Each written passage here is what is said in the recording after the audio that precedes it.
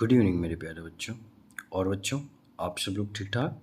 तो चलो बच्चों, आज हम स्टार्ट करते हैं समांतर श्रेणी का क्वेश्चन नंबर 14 यानी कि 5.2 का। चलिए बेटा, सबसे पहले देखते हैं क्वेश्चन को।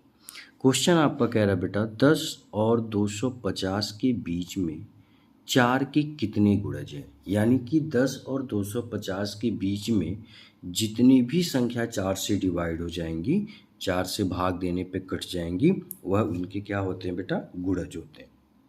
तो चलिए बेटा, इनको हम क्या करते हैं, सॉल्व करते हैं। ठीक है, सबसे पहले आप बताइए 10 और 250 के बीच में, तो 4 एकम 4, 4 दूना 8 और 4 तिहाई 12, यानी सबसे छोटी संख्या आपकी क्या आ जाएगी बेटा, 12 आ जाएगी। उसके बाद आपका क्या आएगा बेटा, 16, फिर इसके बाद 20, इसी तरह से आपका बढ़ता चला जाएगा। ठीक है बेटा, और कह रहा 250 के बीच में, अच्छा 250 से छोटा क्या है, 249, यानी कि जो नहीं कटेगा, लेकिन 248 ये जो है आपका क्या होगा बेटा, 4 से कट जाएगा। तो मैं अंतिम संख्या को क्या लिख दूं बेटा, 248। यहाँ तक कोई डाउट बेटा बिल्कुल नहीं होना चाहिए आपको, बहुत सिंपल है। ठीक है बेटा, चलिए तो अब देखिए, हमें ए पता चल गया, डी तो हमें पता ही है क्योंकि 16 माइनस 12 करेंगे बेटा 4 ही होगा, और हमें ए एन भी पता चल गया। तो अब हमें क्या करना है बेटा, इनको नोट करना है जो जो गिवन है। तो ए इज इक्वल टू आप 12 लिख दो बेटा, ठीक है। डी इज इक्वल टू आपका बेटा 4, क्योंकि इन दोनों के बीच का डिफरेंस कितना है बेटा, 4 है, ठीक है। और A N is equal to आपका हो गया बेटा 248। आपको ना क्वेश्चन में कुछ नहीं करना बेटा, क्वेश्चन को अच्छे से रीड करना है, अच्छे से समझना है, फिर आपको बेटा सॉल्व करना है। मैथ को एकदम इजी बनाने की कोशिश किया करो आप लोग, ठीक है बेटा। चलो, यहाँ तक क्लियर हो गया।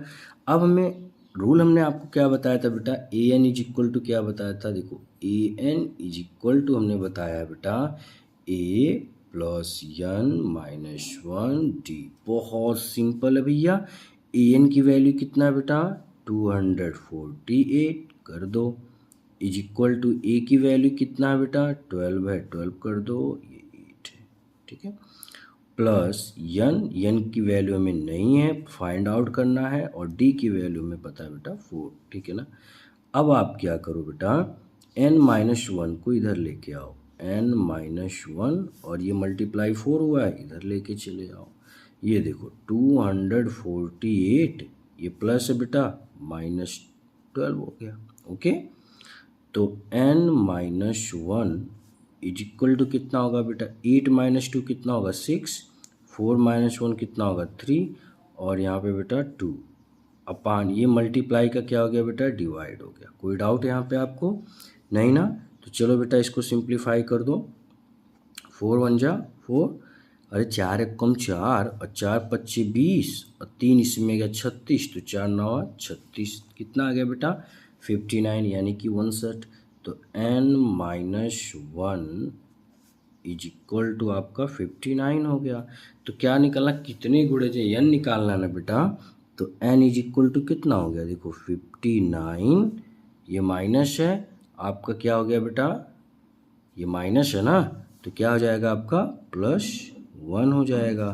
तो n इज इक्वल टू 59 में 1 जोड़ेंगे तो आपका कितना हो जाएगा बेटा, 60 हो जाएगा। कितना हो जाएगा, 60।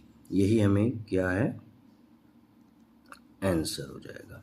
आप लिख भी सकते हो, इसमें आराम से ये लिख सकते हो बेटा कि 10 और 250, 10 और 250 के बीच 4 के गुणजों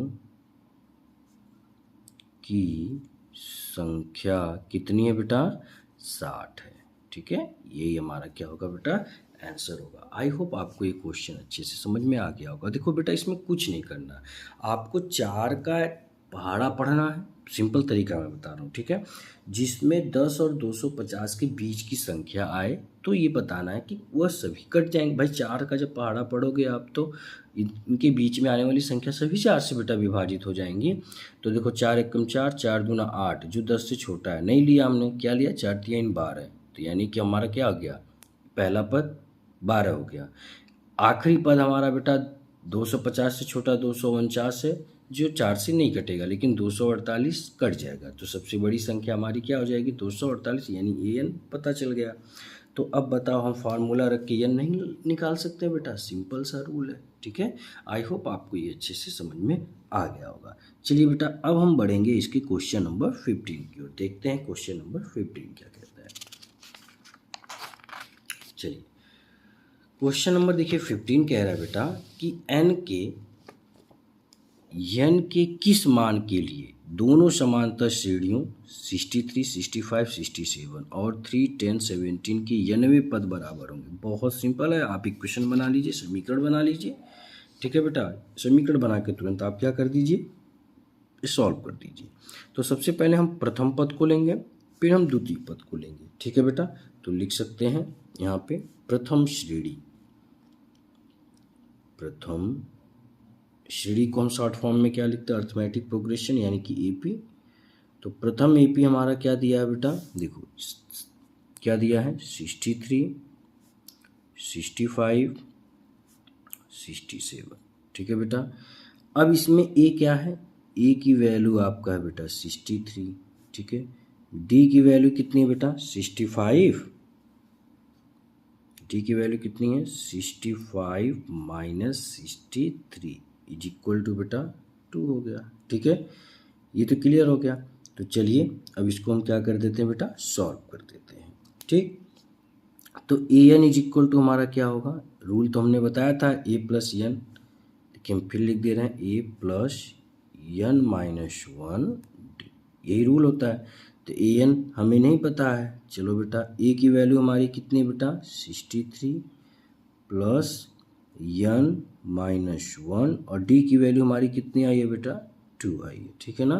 तो चलिए अब इनको सॉल्व कर देते हैं। देखो 63 प्लस 2n माइनस कितना हो गया बेटा 2, तो 63 में से 2 जब आप माइनस करोगे तो कितना हो जाएगा 61 और प्लस 2n, इसको हम क्या कर देते हैं बेटा समीकरण नंबर फर्स्ट कर देते हैं। यहाँ तक कोई प्रॉब्लम, मैंने बस पहले समांतर श्रेणी को भी सॉल्व किया, ठीक है बेटा।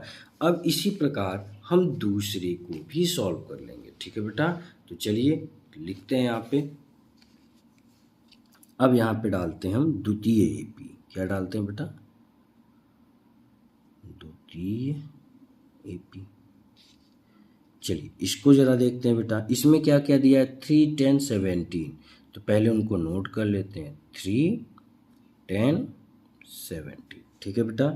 अब बताओ इसमें ए की वैल्यू क्या है बेटा, ए की वैल्यू इसमें 3 है, डी की वैल्यू कितना है बेटा 10 और प्लस का कर देंगे, ये आपका डिफरेंस है तो कितना हो गया बेटा 10 माइनस 3 कितना हो गया आपका 7, ठीक है बेटा। रूल हमने आपको A N is equal to क्या बताया है बेटा ए प्लस एन माइनस 1 डी, तो ए की वैल्यू आप रख दो बेटा 3 प्लस एन माइनस 1 और डी की वैल्यू कितनी है बेटा 7, ठीक है ना। आई होप आपको ये अच्छे से समझ में आ रहा होगा, ठीक है बेटा। चलिए आगे बढ़ते हैं। अब आपको देखो क्या करना है बेटा, इसमें सॉल्व करना है इसको, तो कितना हो गया 3 प्लस 7 का एन में मल्टीप्लाई करेंगे बेटा 7n माइनस 7 1 जा बेटा 7, अरे 7 एक कम 7 यार, ठीक है ना, यहाँ तक कोई डाउट नहीं। चलो अब आप क्या करो, ये 3 प्लस है, ये 7 माइनस है, तो प्लस और माइनस क्या होगा बेटा माइनस होगा, तो यानी होगा कितना -4 प्लस 7n, इसको हम इक्वेशन क्या कर लेते हैं बेटा सेकेंड कर लेते हैं, ठीक है। अब क्वेश्चन हमारा क्या कह रहा था कि 91 पद बराबर होंगे, यानी कि जो उनका 91वां पद है वह क्या होगा आपका बेटा बराबर होगा। तो इन दोनों समीकरण को हम क्या कर लेते हैं बराबर कर देते हैं। देखिए मैं लिख भी दे रहा हूँ, चूंकि 91वां पद बराबर है। अच्छा, जब प्रश्न हमारा कह रहा है कि nवां पद बराबर हैं, तो इसलिए समीकरण 1 और समीकरण 2 क्या है? 61 प्लस 2n, ठीक है बेटा, okay, is equal to -4 plus 7n। अब इनको सॉल्व कर लीजिए। ये देखो 61 प्लस 2n, ये माइनस है, इधर आ गया बेटा आपका प्लस हो गया, और ये प्लस है तो आ गया माइनस हो गया, ठीक है बेटा। इज इक्वल टू में 0 लिख सकता हूँ, नहीं लिख सकता हूँ बेटा? चलो आगे बढ़ते हैं बेटा। अब आपको क्या करना है? सॉल्व कर देना है। 61 और प्लस 4 आपका कितना हो जाएगा बेटा? आपका 65 हो जाएगा, ठीक है ना। और ये 2n और -7n आपका -5n हो जाएगा, ठीक है बेटा। क्यों? क्योंकि ये plus minus minus is equal to 0, तो -5n इज इक्वल टू ये कितना हो जाएगा? -65, ठीक है बेटा। माइनस से माइनस यही हम क्या कर देते हैं बेटा? काट देते हैं। तो n इज इक्वल टू कितना हो जाएगा बेटा? 65, ये मल्टीप्लाई का क्या होगा बेटा? डिवाइड। तो 5 1 जा 5, 5 एकम 5, 5 3 15, यानी कि 13 5 जा 65 होता है ये बेटा। तो n की वैल्यू कितनी आ गई बेटा? n की वैल्यू आपकी आ गई 30, ओके। यही हमारा क्या होगा बेटा? आंसर होगा, ठीक ना। अब पूछ जो रहा था, कह रहा था ना कि कौन से पद के बराबर होगा, ठीक है। तो AP का 13वां पद क्या होगा? बराबर होगा। लिख सकते हैं यहाँ पे, दोनों AP का 13वां पद कैसा है बेटा? बराबर है। लीजिए, हो गया बेटा, कोई डाउट? Okay, thank you.